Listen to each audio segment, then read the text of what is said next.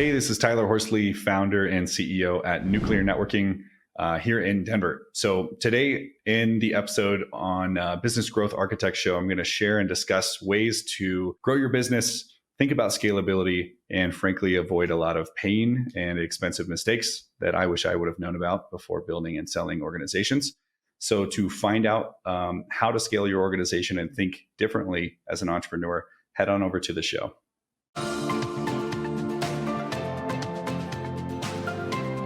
Welcome to the Business Growth Architect Show. I am Beate Chelette. I am the host. I want to welcome you to our globally top 10% ranked podcast, where you will hear from industry experts about the strategies that are working right now to unlock hidden opportunities in any market so that you can grow your authority and scale your impact. And now let's get started with the show.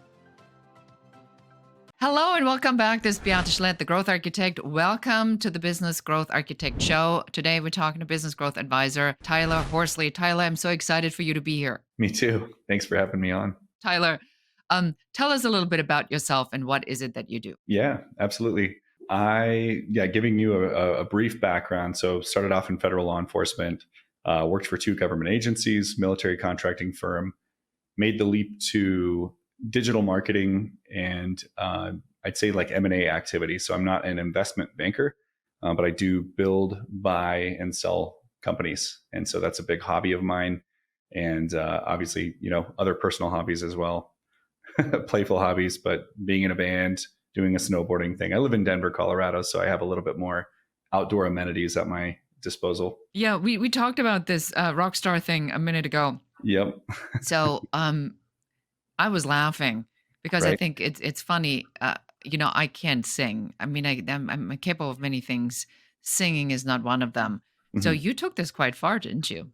Oh man, I don't know. I think I'm maybe more humble, like more of a realist in that sense. I'll just let everybody know if somebody has made it listening, you'll get this. But I pursued it and I pursued it well, like I do in business. Like anything that I try to pursue, I try to pursue well. So what you're alluding to, just for the listeners, like we made 93.3. That's the local famous radio station that the Fray made it big on here in the States. Got to meet quite a few famous folks, got to headline the Bluebird. We were able to record at Colorado Sound Studios where Eminem and Midas Yahoo and Justin Timberlake and a lot of other people have recorded in the past. And so I guess if that's making it, I definitely put a little bit of a dent in it. But had we gone further, which is why I chose to get out of it, it's essentially doing business with major credit card companies called record labels. And I just didn't find that really attractive. So It's really interesting that you said that because I think sometimes we have this idea of a business being so amazing and then we're in it and we see how it works and we don't like that's it. right. I did a lot of speaking pre-COVID, and when I didn't travel like that anymore and my suitcase was not perma packed, I actually wasn't missing it at all. I missed the speaking per se, but not the part that comes with all of it, right? The business Yeah. aspect of it. I wanted to just stay on that for a second because I think as we're talking about scaling and business building today, and with your experience of not just having sold your company, which we're going to dive into a little bit, and then what you do with investing in other companies and building them up and then helping them sell it. I think it's important to also look at this from the perspective that business owners are not slaves to the master that is the business, right? So you were talking choices, Tyler. It's a really interesting prison that you can build for yourself if you're not careful, right? And so we talked about earlier, kind of building a business with selling it in mind, which I think naturally puts you in the mindset of, is this scalable? Can this run without me? Have I really put a lot of thought into processes, methodologies? Is this repeatable? And so that's something that just through experience, I did not do well the first time through. And so that's something that I think through every single time I fund, build, and sell an organization. And my last 2, as an example, I didn't work a day there. I wasn't on payroll. I was not one of the employees. I advised, consulted, and used a lot of just knowledge base and contractors and certain things like that to basically execute and didn't actually have to participate in the day-to-day. So I've definitely come a long way. But to your point, it's like it's very easy for a business owner to especially entrepreneurs with our mindset, go, go, go all the time and achieve all the time. And then you stop and you have a shovel and you've dug this really big hole and you can't get out and you've created yourself an 80-hour a week job instead of working a 40-hour a week job. Truly. So, why are business owners not thinking about selling their business? Is it that the thought never occurred to them? Is it that nobody teaches that? Is it that they just simply don't know? In my experience, the thought didn't even occur to me. I knew that I wanted to do something in this space and that I was really, I had a knack for it. And so I was more focused on the levers and the function and making sure that it works well, which I think is important. But I actually didn't think about like, hey, would I ever want to exit this? And I know we're just talking 30,000 feet right now, but another thing, somebody out there might be listening right now who's considering taking on partners and giving them large portions of equity. You really need to think about, are you going to sell your business or not at that point? Because you might all agree to sell your business, or maybe one person wants to get out and you want to stay in, or maybe none of you want to get out and you have to sell it for another reason. Like, it's responsible. It's kind of like estate planning in life. I know it's not fun to talk about, but it's just responsible to think that way. And it'll set you apart from other companies and help you build it better from the start. So, what would you say to somebody who is wondering, do I even have a sellable asset? Can you take me through maybe like 3 or 5 points of what needs to be in place for me to have a sellable asset? Sure. First thing I would do if I was wondering, do I have a sellable asset, is you can sign up for platforms for free like transworld.com or BizBuySell. And ultimately, what you're looking for, whether you've sold a business or not, everybody kind of understands how real estate sales work. So if you're putting your home up for sale or thinking about selling your home, Google your neighborhood and click homes for sale. And what you're going to naturally find are comps, right? So it's just comparable, like, hey, this home is kind of like mine. It's 2 blocks away and it's sold for this much. And once you've kind of assessed, and you can do this on these websites, but assessed, other businesses like mine, are they selling? And if so, for how much? And what are the revenue factors that have to happen in order for these to be sellable? So just brief education, I think, is helpful there. If you're quite a bit, if you're more serious than just window shopping or window selling, so to speak, then you can actually consult with, there's obviously local brokers and things like that. Sometimes people will give you free evaluations. You can submit their P&Ls. Hopefully you have well-kept books and a couple years of finance. So I'd say, one, pre-educate yourself just by looking at other companies. How much are they selling for, et cetera. Two is ensure that you have at least 2 years of qualified financials, which means you've been a profitable organization for at least 2 years. The reason that's important, especially if you're in the States, is because if you have 2 years of qualified financials, you're now eligible for SBA 7A loans. And there's a lot more financing opportunities for you to get bought out, as well as a future buyer of your company. So even though you're not taking out a loan to sell your company, somebody else might be looking to. And if you have 2 years of qualified financials, they're now eligible. So those are two things that I think are really important right out of the gate. Just self-education. I would read a book. It's called Built to Sell. It sounds really simple, and it is, but it'll kind of help you wrap your... I was in his podcast. Yes. Are you serious? Yes. Nice. Yes. Very cool. Yeah. Yes. Yes. Yeah. And we did talk about the acquisition of my company. I think the idea for you now is to say to a business owner, I never thought about this. So now they're listening to our podcast and they go, maybe I do want to sell, but I've never thought about it. And what's the issue that most business owners have that is in their way of selling their business? Lack of process and lack of scalability. So those are the two biggest things. So if you are the glue that holds your entire business together and it cannot run without you, you don't get sales if you're not there. The engine does not work if you're not there, and nobody wants to work with your company if you're not there. That's a huge red flag for a buyer. They're not, essentially, yes, they're buying you and your vision, but they really want to buy a business that ultimately could run without you someday. So that's one of the biggest pieces. And then the second piece is, even if you've gotten those things figured out, if you've not taken the time or you've not worked with an organization who does this professionally, because you can outsource this stuff, if you don't have processes like handing somebody a book right when they walk in, here's exactly how to run my business. Here's how we collect payment. Here's how we close clients. Here's how we onboard clients. Here's how, if you have not put that thought onto paper and it's all in your head, the business is still reliant on you and therefore not sellable. I couldn't agree with you more. So, here at the Business Growth Architect, so the way we talk about it is that you got to have first a strategy of where you want to go. And that should include, am I going to want to sell this? Do I want an equity event? And that needs to have a number, because without a number, you don't know what you need to get to so you can get the valuation that you want to have. And then you need to reverse engineer the systems and the processes that are going to get you there. Did I miss anything, Tyler? That sounds spot on. Why is this so difficult for people to understand? Is it the ego? Is it the entrepreneurial ADD mind? Is it all of the above? Is it the God complex of the creator? What is it? In my personal experience, it was just not my highest and best use. So if you're familiar with like EOS and traction methodologies, I'm a visionary. I'm not an integrator. I can go speak to audiences. I can close deals. I like all the fun stuff. I can say conceptually, here's what I want to happen.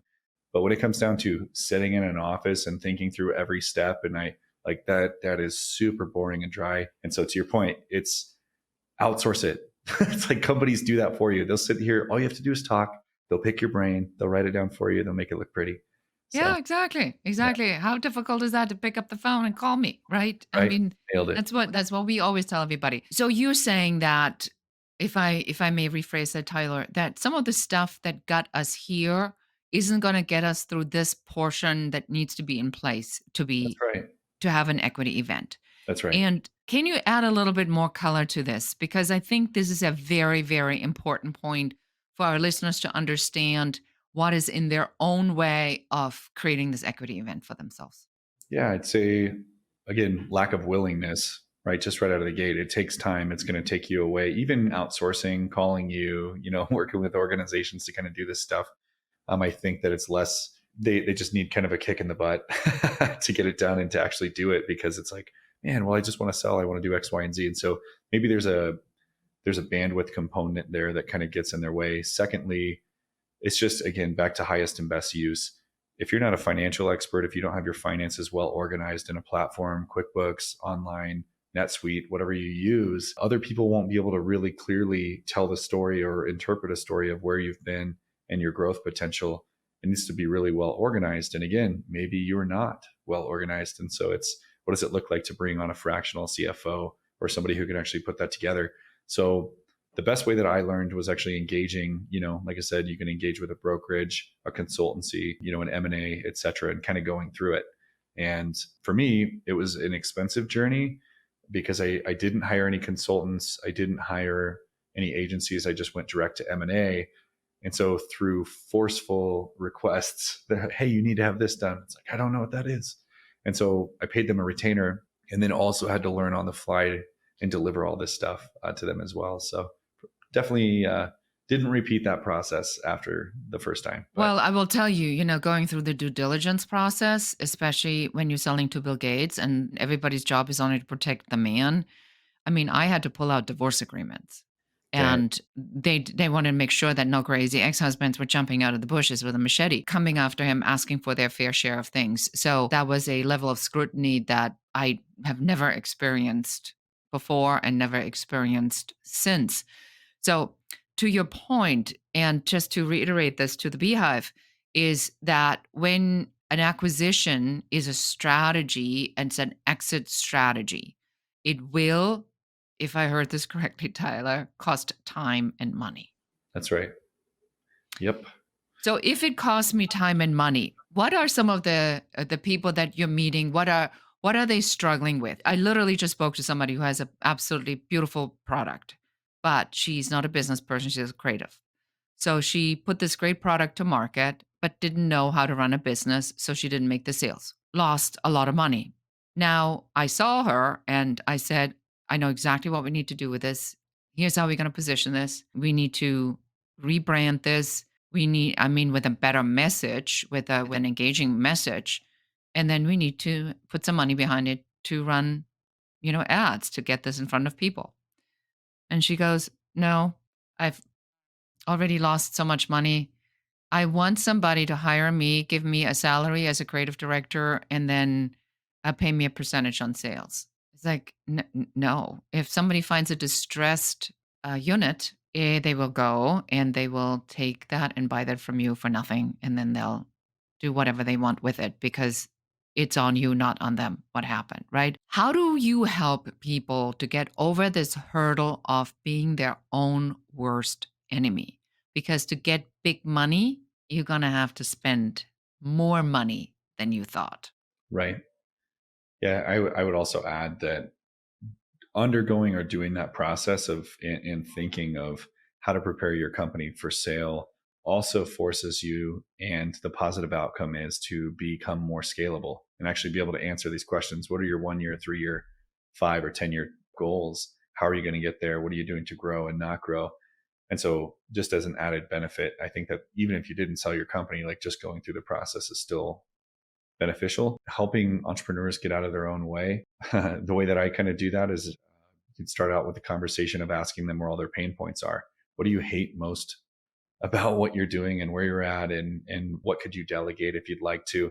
I found the accountability chart exercise really helpful, which is essentially like, great, it's you wearing all the hats, but if someone were to recreate this and you could clone yourself, like how many roles would there be? Because there's only, there's one visionary, one integrator, maybe there's an accounting team, there's a marketing team, there's this, that.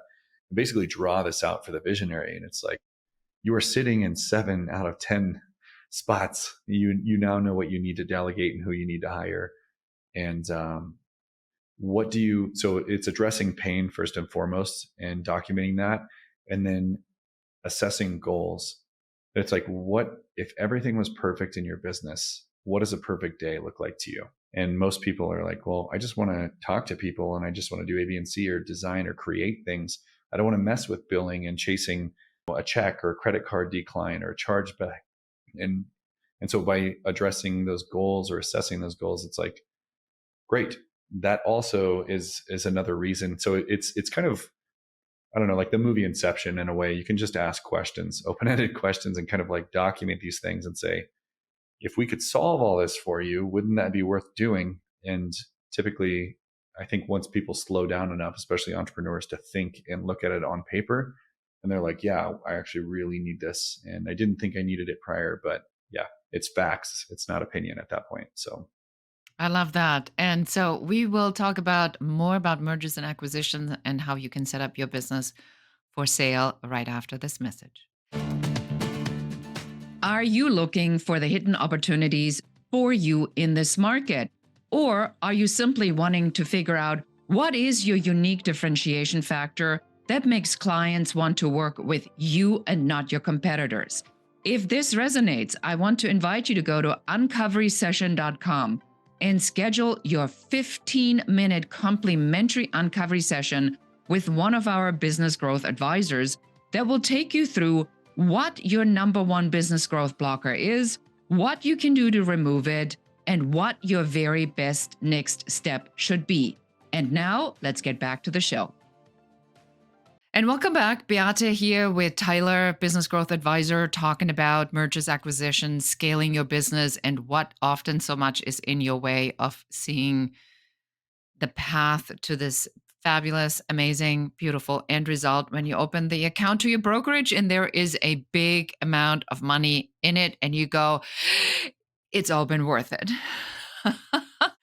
Now, today, you said that you sold your business and you're now part of another company that helps entrepreneurs, business owners to take their great ideas and bring them to market. So tell us a little bit about what that looks like, because I think it's also an interesting model.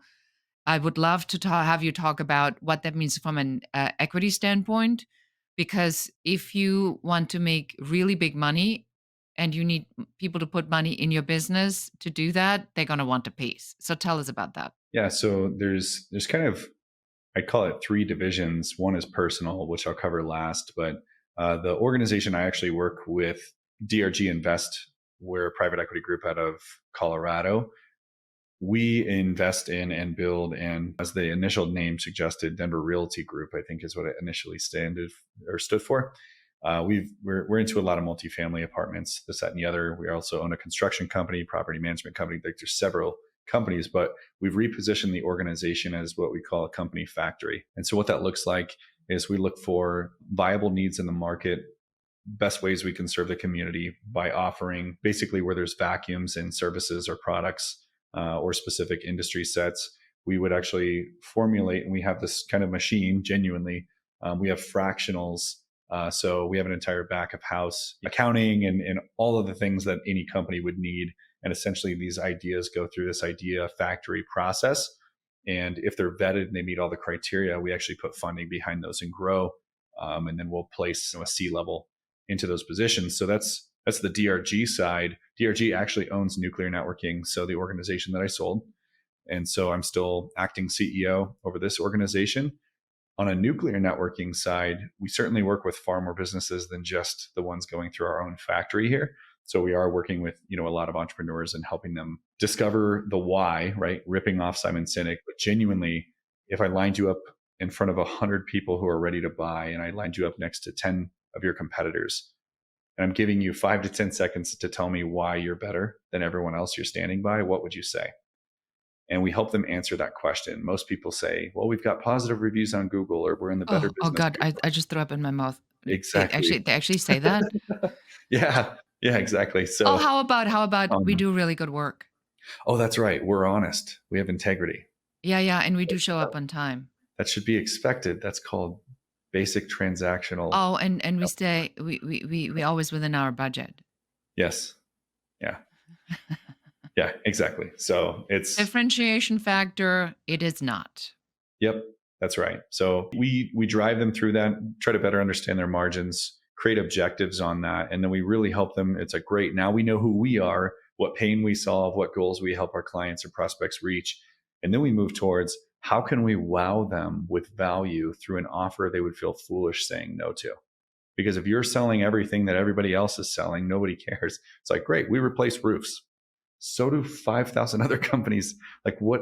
We're going to give you a $50 gift card with every roof inspection. And I'm making this up, but it's like something that pierces through the noise that stops people. We call them scroll stoppers, and gets their attention. And so I have the privilege of working with a lot of entrepreneurs who certainly, in me too, still, I'm still learning and will forever be learning, but they kind of get in their own way. They may not be able to see, they might think, we've run into this a few times, but it's like, man, my idea and the way I want to sell it is just perfect the way it is. And I've hired and fired 5 other marketing companies, but they just don't get it. And it's like, "Ugh, Oh, maybe, my or maybe, favorite. Yeah, yeah, my it's like, favorite. listen, maybe there's a way to rethink your company and how you sell what you sell. And if you trust somebody enough to think through that with you, assuming you've done your due diligence with that marketing company and it's not like your nephew doing the marketing, um, you might actually find some real clarity, and your entire business career could change in a positive trajectory. So that's kind of the second arm. Yeah, I think there's a really good point here. I think it is very difficult for us to see what we do ourselves. I have an exercise that I give my clients where I tell them call your clients or send a survey or an email and ask them what do they like about you. And so I'm was on a pitch competition, Tyler, and I saw this woman who has these products for curly hair. I really felt I needed to help her get out of her own way. And then she sent the survey out and she says, "Oh, 80% of our customers want bigger bottles." And I said, "I'm sorry, are you telling me that in one transaction you could make twice as much money?" Sometimes it is impossible for us because we have a certain belief system Right. and we stick to that. So when people come to you, how stuck are they in their belief system? And how much yanking do you need to do to get them out of it? We have a offer generation workshop to get that done. So instead of trying to convince somebody to believe something or reveal something that they don't want to believe, we ask questions, and it's through a series of like 2 to 4 hours. And it's this way, it's a journey. And all they know is the next step. They don't actually see the full picture until the end, and they reveal it themselves. So, Sneaky. yeah. Sneaky, Tyler. I love that. I would love to see that, Yeah. professional curiosity. But yes, I think that's exactly right. And I think this is also a really good takeaway for today, for this to recognize this is not just for our listeners, for also for our listeners, for their own clients to say sometimes our customers are not ready for the entire journey because their understanding of the problem is only 20% of the 100% of the problem. We do this for a living. You need to open your mouth 2 seconds and we already know we already know, okay, there's da, da, da, da, da, da. We already know the 5 things that are not happening. But we can tell you that. And you cannot tell your client because they don't have that understanding. So it is what you said, a journey to self discover. So the path is laying it out. Do you want to add anything more to that? Because I think it's also a really critical takeaway here for this conversation. How can we help our audience today to figure out how to apply that principle you talked about for their own clients? Part of me wants to just floor it and be vindicated for past experiences, but I don't want this to turn into a whining session. So I'm going to withhold. Well, we But can always do an experience share. uh, There's nothing wrong with oh, that. there you go. Sure. Experience share. It's very gestalt, right? So, Yeah, exactly. yeah.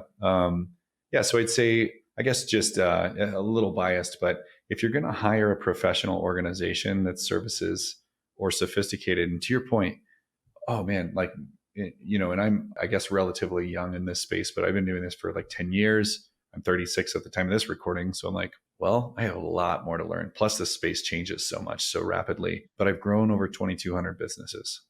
So it's like, do I have more experience growing businesses and understanding what channels and vehicles work better than others over a business owner who is only focused on consulting in their one specific niche?